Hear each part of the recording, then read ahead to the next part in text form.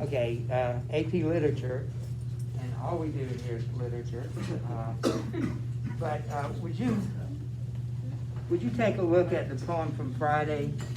I don't think we need to go over it, but do you remember, because it's important to get the analogy or the allusion to this.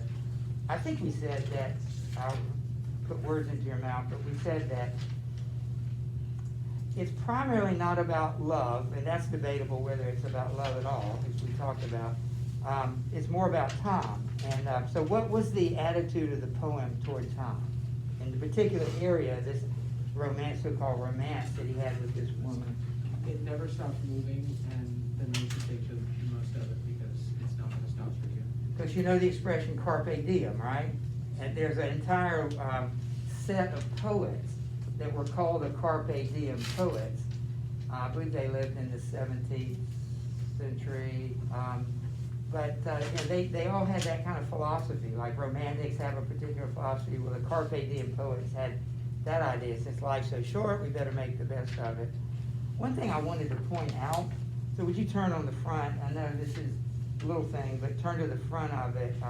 It's that middle section where he says, but. I just want to read that, and didn't know if you noticed the sarcasm. Did any of you notice the sarcasm of the speaker? But at my back I always hear Tom's winged chariot hurrying near. And yonder all before us lie deserts of vast eternity. And we spoke about those metaphors. Thy beauty shall no more be found, nor in thy marble vault shall sound my echoing song. Then worms shall try that long preserved virginity, and your quaint honor turn to dust, and into ashes all my lust. The graves are found in private place, but none I think do there embrace. Do you pick up on his sarcasm? Where do you see the sarcasm? And at this point, if I were her, if she had any interest in him, I'd shut the door in his face because of that. Where's the sarcasm? Rod, did you see the sarcasm? The second stanza. Remember, this is the but part of the argument. We did the if part of the argument. Now, this is the reality, and then he'll give us the inescapable conclusion, in his opinion. But what is he trying to do? Where is the sarcasm? I don't think it's effective.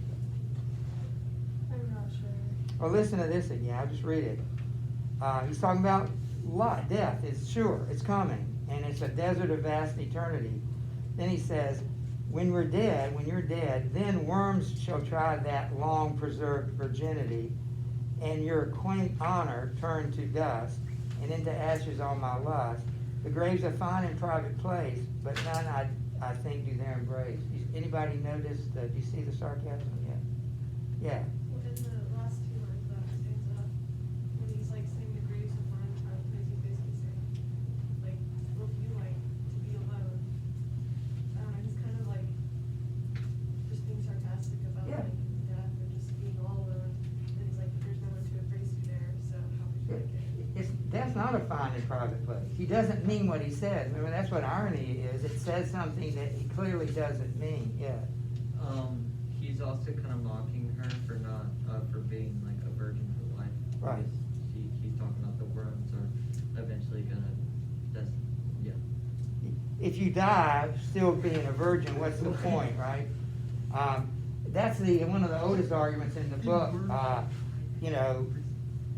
Is that argument that is a ridiculous position to take. That's a ridiculous virtue to have. Actually, when we read Sound and the Fury at the end, it's one of the characters' opinion of that. Yeah, he has that very cynical opinion of that kind of virtue, and he makes the point. Well, you're not going to enjoy being dead because you'll never embrace anybody there. I don't think people embrace there. And he calls it quaint honor. Oh, that's sweet. Aren't you a nice little girl? You have this honor that's outdated and obsolete and ridiculous. But aren't you a sweet, good little girl? And he's mocking that kind of virtue, which to me, I just okay, pal, see you later. But anyway, then he goes to, because of that, we must do this now. All right, so we switched gears. You, Andrew Marvell, there are some questions. It shouldn't take us long to make this, but here's a great example of how allusions work. This poem alludes in the title and sort of in the subject matter to his core mystery. So if you know that one well, it ought to be more helpful here. Well, let me read it to you. This is a 20th century poem. And here, face down beneath the sun, and here, upon earth's noonward height, to feel the always coming on, the always rising of the night, to feel creep up the curving east, the earthy chill of dusk and slow upon those underlands the vast and ever-climbing shadow grove. And strange at Echaband the trees take leaf by leaf the evening strange, the flooding dark about their knees, the mountains over Persia change. And now at Kermanshaw the gate, dark empty and the withered grass, and through the twilight now the lake, few travelers in the westward pass.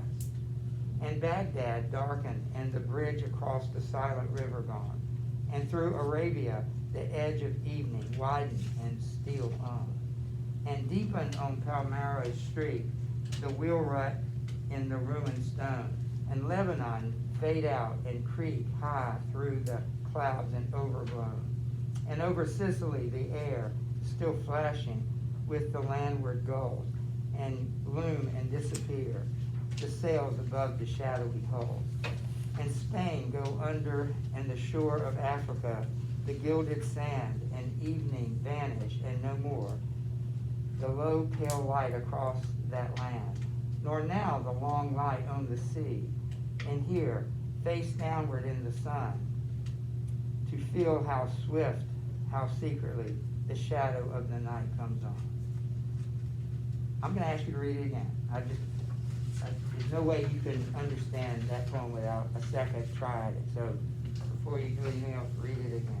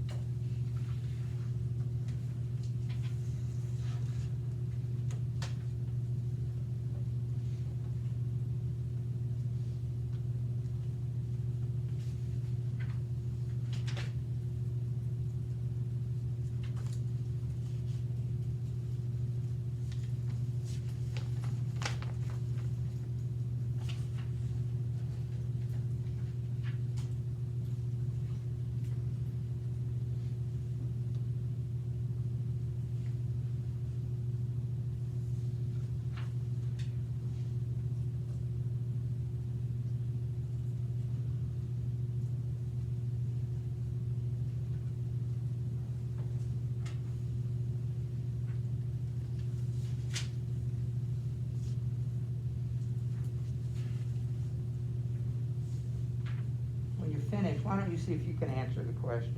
You know, we did it together Friday just to save us some time. And see how much you can find out on your own, see what you can do. Oh, I think this is not giving away too much. Can I give you just one bit of information you would never know from the poem? When he says, here, face down beneath the sun and upon earth's noon when height, the writer, Archibald MacLeish, apparently had one specific place in mind. Illinois, possibly Chicago, here. That's what he says, 1930, it would have to be Chicago, right? On the shore of Lake Michigan. So when he says, here, face down, he literally had a specific place on the face of the earth that he had. You wouldn't need to know that, but I think it adds to that. He was thinking that he was in Illinois, right in the middle of America almost, face down, probably at noon, because he's talking about the noon with flood. So anyway.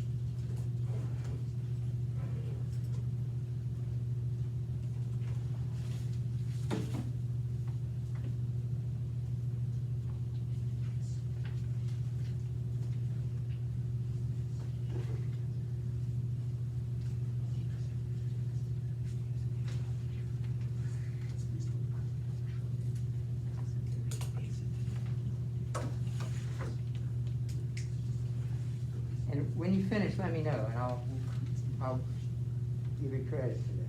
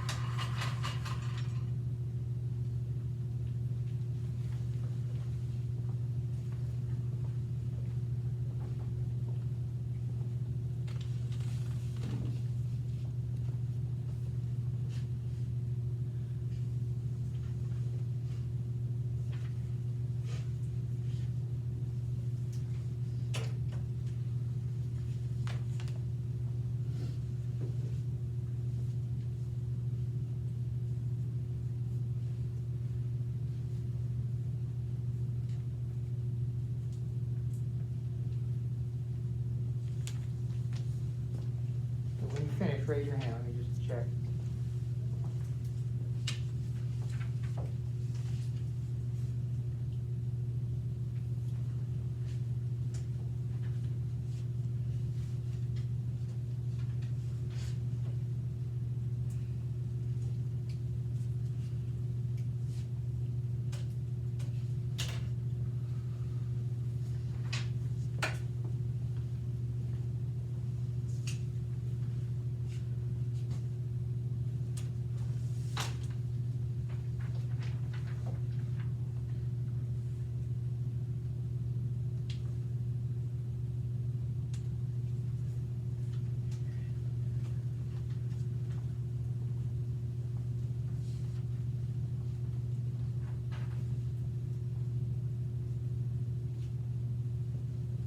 Now, this is not one of the questions, but it is, I mean, it covers several of the questions.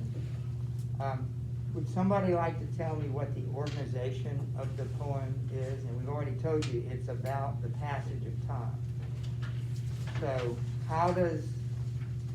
what does the author say about that passage of time? How does he order the poem to conform to that message? Yeah. Well, each stanza represents like a different area of the world and a different country, but I'm pretty sure, I don't know about these first three countries, but I think it goes from east to west. Yes, it does. And so, like, it's showing how, like, the sun sets, in the west, so it's gonna be like a slower passage of, or the day's gonna end later for the countries that further in the west, so as you get down further, you're going more towards, like, America and where he's standing, and it's like, yeah. All right, very good, great start. The second question is, it was in that first question, what is the metaphor that he uses in describing the sun not rising, but the rising of the night? You know, the sunrise, the night usually, nightfall, as it says. So what is the metaphor he uses in this rising of the night, the darkness? Usually you think the sun is moving in that way, which it is. Well, it's not moving at all, but you know what I mean. It appears to be moving east to west. But here he focuses on the darkness moving from east to west. And what does he compare that rising? Again, it should be nightfall, but this is night rising. Yeah. Well, I think he might be talking about like possibly like the rising of like the shadows like on different places, because he mentions like Yeah. the shadow of the night, like the shadowy halls, like and like if you think about it, like when things get dark, the shadow like rises and gets bigger. So Yeah, they elongate. Yeah. Yeah. So I think that's what Okay. he's talking about the rising of the night. There's something else too. What? Is he comparing it to like a flood? To water. And it actually gave you the evidence there, the rising of the night, the flooding dark, the bridge that's not there anymore, the silent river, deep, the words deepen in Spain. So he's comparing the coming of night to the rising of water, and of course why is that an effective picture? Yeah. Because it's like a tide and it goes in and out as like the day goes longer. And if that water keeps rising, eventually what's going to happen to you? True.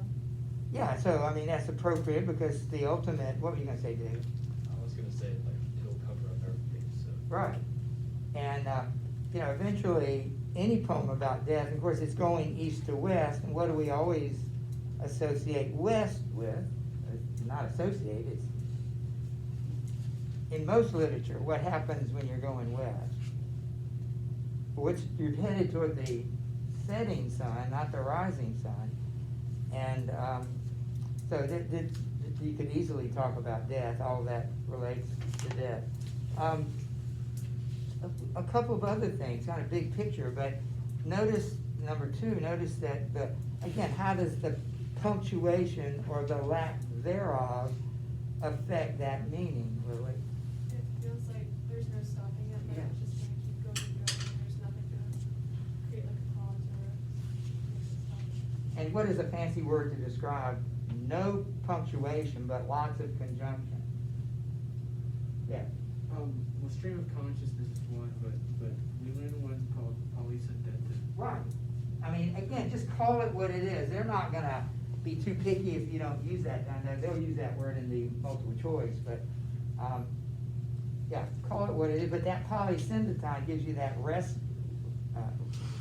restless or breathless is what I'm trying to think, feeling of, you know, it keeps coming. I can't do anything about it. And the third question, it does identify Ekkaban, and maybe Kermanshaw, but you notice it's east to west. What else do all those towns, cities, nations have in common? Rollins is on a roll, as is Lily, so we'll go back to Rollins. I was gonna say that it's kind of talking about how each of these had great empires, and so like as time passed, the empires eventually fell, and it's like that same spiral of events happening from east to west. And- So and what's- he's standing in America, and he's like, "This is like the greatest place to be." So what's the implication of what is he trying to tell us about us? I don't like that idea. I don't know how you feel about it, but I like America. I don't like the thought of our falling. I've been hearing that since I was a kid, reading books and predicting things like that. But I don't know that it's inevitable. Jesus will come back at some point. There'll be countries that exist, but it's sort of hard to ignore that possibility or that maybe improbability. So what does it have? What is the allusion to his core? How can we take his core mistress particularly and apply it here? He went to the trouble to naming the poem after the poem. So you, Andrew Marvell, by the way, I love that expression.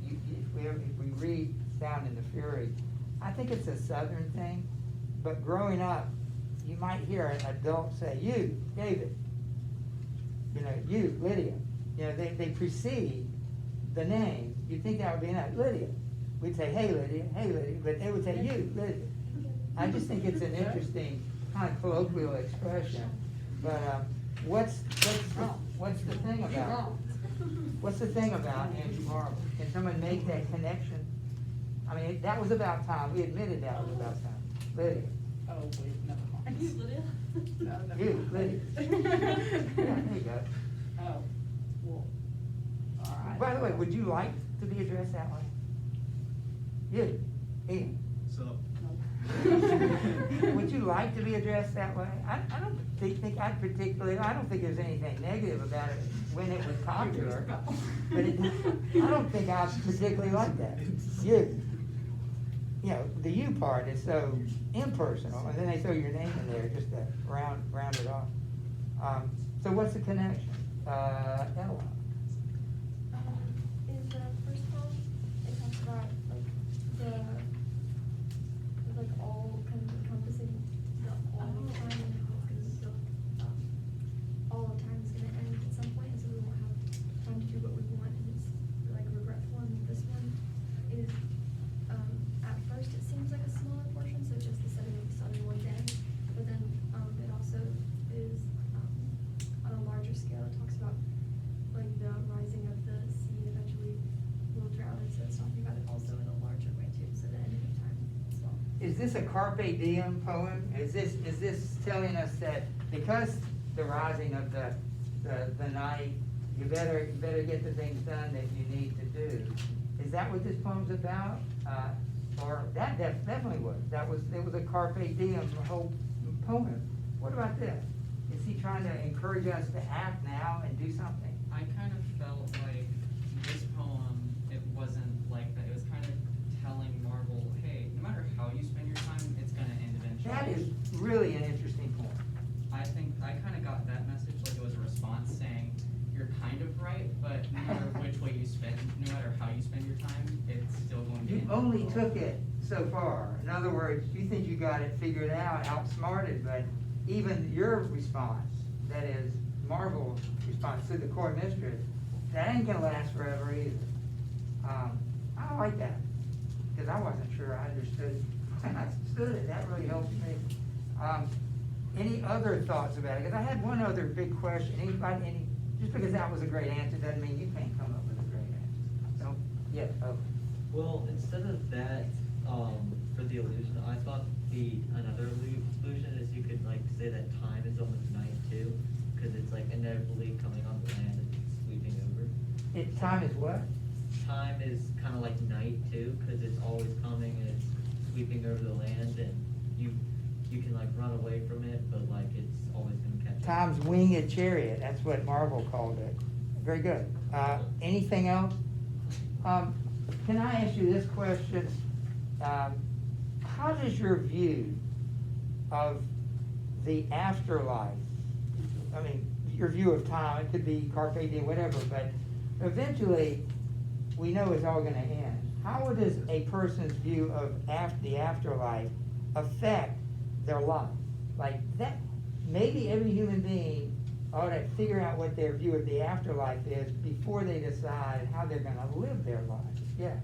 Well, like, you could say that like Christians have this idea that the afterlife, is eternal, and that even though this life is like going to end, that they have like a whole other life for eternity that will never end, and so. So how would that affect the way I live my life today, given that?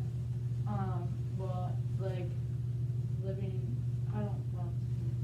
I guess if you're like not a Christian and like you were just to think that, then kind of some people might think, what's the point if Right. there's gonna be a forever after? Cool. I don't wanna steal anybody's. Okay. Yeah, David? I was gonna say is that if you believed in an afterlife and you believed that there was a point in doing something to get you to that afterlife, then you would probably be more willing to do something with your life than if you believed that there wasn't an afterlife and that it was only just now. You would feel more inclined to do whatever you want. Yep, I think that's a really good conclusion, a logical one. I think for Christians, they live their life with a lot more peace because they know where they're going, and they know that there's something bigger than all of this. But I think for people that don't know of any afterlife, it's like this frantic feeling of like death is coming and I have to make my mark on this world so I'm remembered. Yeah. And it's just. Sounds like Dante. Remember, half the people he met in hell said, would you remind them of me? They always wanted to be remembered. That's like the only thing, if you're in hell, it's the only thing you got. There's nothing else to look forward to, yeah. I was gonna say kind of what she said about, like, there's purpose to living, and like like what Clayton said, he was like, no matter how you spend, like, this poem makes it seem like no matter how you spend your time, like, there's no point to it. And so, like, if you know where you're going, you have purpose, and so, like, I think a lot of people, like, spend their, like, whole life searching for their purpose, and so then it becomes this, like, kind of like how the poem is written with, like, the no punctuation. She's like on and on, you do the same things, you just keep going, but then if you have purpose, you're gonna be able to, like, live your life to the fullest and make how God wants you to live. I was listening to what I thought was a Christian station. It was 88.5, which I think is PBS. And this guy was talking about things like life and death, and I thought it was some preacher. And basically, what he summarized was when he realized he had a child, and he looked into the eyes of his child, he said that gave him a purpose, knowing that this child and his connection with this child, now he had a reason to live. And I'm in the car, and you want to grab the radio, and you want to say, don't stop there. What gives you purpose? I think it's a lot. Whoever said it at first, if there's nothing after this, what is the purpose of this?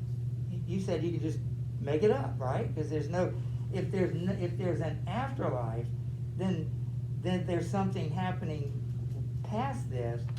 Maybe that suggests judgment. Maybe that suggests God. What would be the point of living? So if you know people that do not, not believers, they don't. What is their view of what's coming up next? Because that might determine how you live this life. And I like the fact that you're 17 and you're thinking about that. Yeah, it's eternity, but there's also judgment. Very, very good.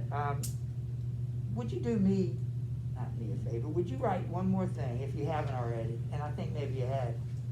You don't have to do it, but I wanna hear somebody's last answer, explain the poem's meaning in a sentence or two. I think we've learned, and Thursday when you sit down and write about these poems, remember you always need to identify like the big idea, like what is the meaning of this poem? What do these two poems have in common? Any volunteers before I pick on somebody? Maybe somebody we hadn't heard from. I've heard of you. I have a question. Yeah. Will the poems on Thursday be ones that we've already done? No, they'll be just, you've never done them before. Jessica, tell me what you said about I that. put that it shows that there's so little hours in the day of light, that darkness comes quickly, and that overall, there's so little time of life, and death comes quick. Yeah, and I don't know that it says much more than that, and that's kind of sad, isn't it? That if that's all this poem is saying, man, it's like you're cheating me. You still haven't told me why I'm here and what that approaching death means. Rebecca, I'd like to hear what you said.